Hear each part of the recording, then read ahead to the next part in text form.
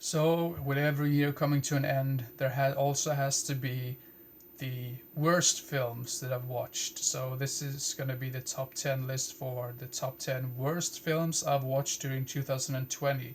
And I have to make a note that half of these films, I mean, five of these films on this top 10 list, I actually watched with friends. So, they had to share my suffering. Um, yeah, these are really bottom of the barrel worst films, and actually all of these films I ended up giving a 1 out of 10.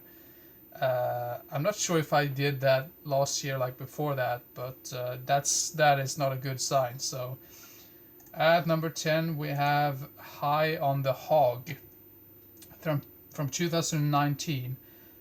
I think this was filmed like back in 2014 or 13 or even 15 because Robert Sedar shows up in this one. But I know for sure he died somewhere around like 2015 or 2016. So that doesn't make a whole lot of sense. But this also has Sid Haig in it. But it doesn't matter. And it also has Joe Estevez as like a drunk sheriff. But even though that might sound funny and really hilarious, this film is god awful and not funny whatsoever. I don't even know it was supposed to be funny. It says it's like an action crime drama film, but I didn't get a whole lot of action. I didn't get a whole lot of crime. And I didn't get a whole lot of drama. The only thing I got was Sid Haig sitting like in a rocking chair, smoking some pot, and that's it. That's pretty much that's almost the only thing that I remember from this god awful film. So yeah, High on the Hog, terrible. Then I have a film which I actually did think was going to be quite interesting because it's about like runaways in California, and that's always a touchy subject, and some can be really well made films about that type of subject. But this is, I barely remember anything from this film, to be honest with you, and that's not really a good sign because I remember this was just boring as hell. The film is called Streets from 1990. Even though it has Christina Applegate in it in one of her earliest roles, I believe, is boring, really boring. And I think the director of this also made Stripped to Kill, I believe, which is not really a that good film to be honest, but it's still schlocky, entertaining, like 80s fun for that one. But this one is just boring, and even though it says it's an action film, well, where the hell's the action? Tell me that. So yeah, at number nine we have Streets. So yeah, at number eight is a film which I, for a long time, thought was going to be top, like in the top three at least. But there's a couple of films that I thought was even worse than this. Uh, yeah, so at number eight we have Robot in the Family from 1993.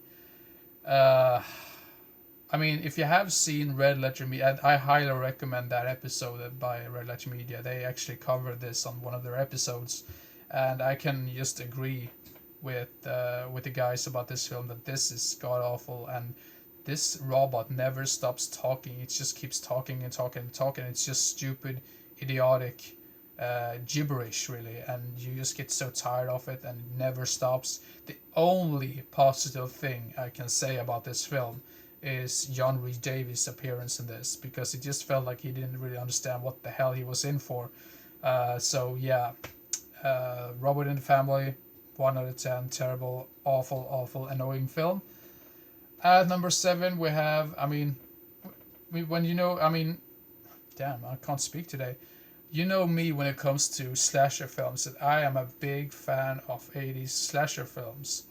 And I tend to watch as many 80s slasher films as possible just to say, oh, I've seen that one, I've seen that one, I've seen that one. So it feels like I've seen all of the really good ones and I'm only left with the terrible ones.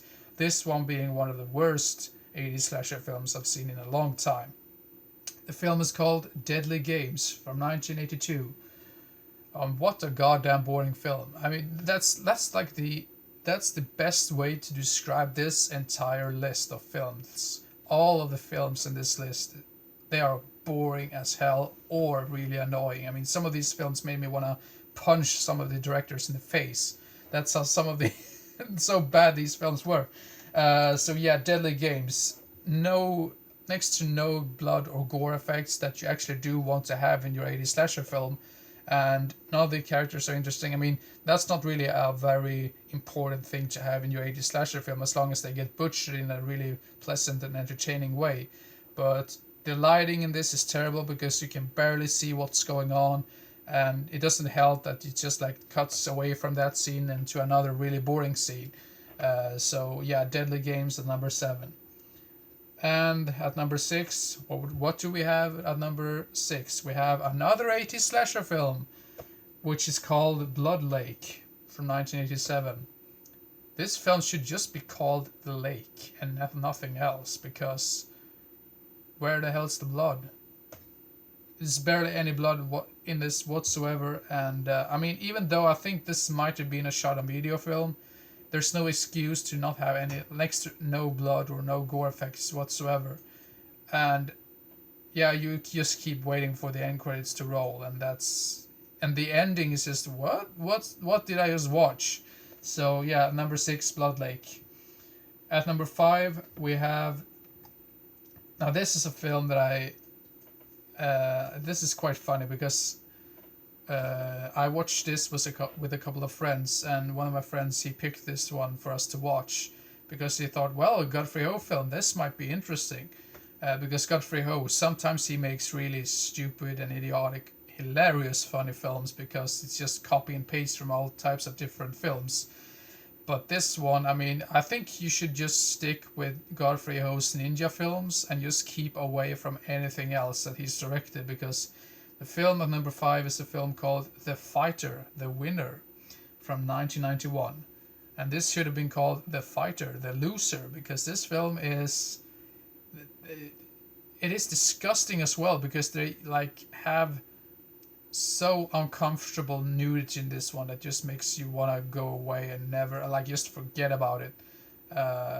And even though sometimes Godfrey Ho films can be really funny or like entertaining in their dialogue or like awful dubbing, that couldn't help this film. Even though if they had that type of dubbing or that type of dialogue, that wouldn't help this film whatsoever. So yeah, terrible film. The Fighter, the Winner at number 5. Then at number 4, we have a film called Martian Land from 2015, and this is bad. I mean, for a film that was released in 2015, and it's a sci-fi film, and I know they didn't have a whole lot of budget to begin with, but when you watch some of the older, like really cheaply made, like 80s sci-fi films that were like shot on video or something like that, some of those tend to look like masterpieces in comparison to this one. So yeah, Martian Land at number 4. Now, if the definition of boring is something, at number 3 we have Cedar Ridge, which is also known as The Invoking from 2013. This is a film that I actually did start to look right up in the ceiling and right onto the wall, and I thought that was more entertaining than to watch this god awful piece of shit. Sorry for my language, by the way, but I don't know what to say about this one. It's just some people walk into this house and it's apparently like haunted or like scary or spooky, and people goes missing and you don't see them anymore, and there's no next to no blood or no gore effects. The characters are obnoxious and they are irritating. The dialogue is god awful. The camera work is terrible. The only good thing I could say about this might be the locations look quite interesting, but that's about it. So yeah, Cedar Ridge, also known as The Invoking, at number 13. At number 3, sorry, it's from 2013 and it is at number 3. Sorry, that's what I wanted to say. Oh, what do you know? In the top 2, we have 2 films which are actually directed by none other than Brett Kelly, and you probably are used to hearing his name by now, and you might ask yourself, why do you keep watching his films? Well, I have a friend who is apparently, he seems to really like to watch me suffer through some of these films. So yeah, at number 2 we have Jurassic Shark from 2012 by Brett Kelly, of course, which I would say is one of the worst directors of all time. even though I did watch a film by him, which was actually quite entertaining in a so bad it's good way, called Conga TNT. That's the best film I've seen him ever make. Like all of the other films are god awful, but Conga TNT is actually quite hilarious because of how stupid it is. But Jurassic Shark, oh, it just feels like the same. This could have, I mean, it feels like this is just the exact same film as Raiders of the Lost Shark that he also directed. But I would say this is even worse because if I remember correctly, Raiders of the Lost Shark had some really like stupid dialogue that were kind of funny. But this one is just obnoxious and annoying, and yeah, this made me angry. And at number one, we have a film by Brett Kelly again. Like I said before, this is his superhero film, and you know me, I am not a big fan of superhero films in general. Some of the ones that I do like are some of the older Batman films and the older Spider-Man films, and maybe like the Dark Knight trilogy, but that's about it. This film is called Avenging Force: The Scarab from 2010, and this has the same. I'm not sure if it's the same actor or not, but I think it's the same character. Rise of the Black Bat, you might recognize from one of my previous top 10 worst films I've seen. I think he showed up in this one, but the problem is the entire film takes place inside of this warehouse, so the film itself could have just been called The Warehouse, because it's just a bunch of furniture all over the place, and that's about it. It just felt like they broke into in this in this factory or whatever, and they just did whatever they wanted, and it's just boring and stupid and annoying as hell. So yeah, I don't know what to say about this one. This is god awful. This is, oh, this made me want to seek out Brett Kelly and just tell him to stay away from filmmaking. But then again, I did watch Conga TNT, so maybe he's on the process of actually getting better at filmmaking. So yeah, that's about it for the top 10 worst films I watched during 2020, and I've always been talking for 13 minutes, so sorry about that. So, but yeah, I'm not really sure what the next video is going to be about. Maybe another update video, maybe another top 10 list, maybe another horror review.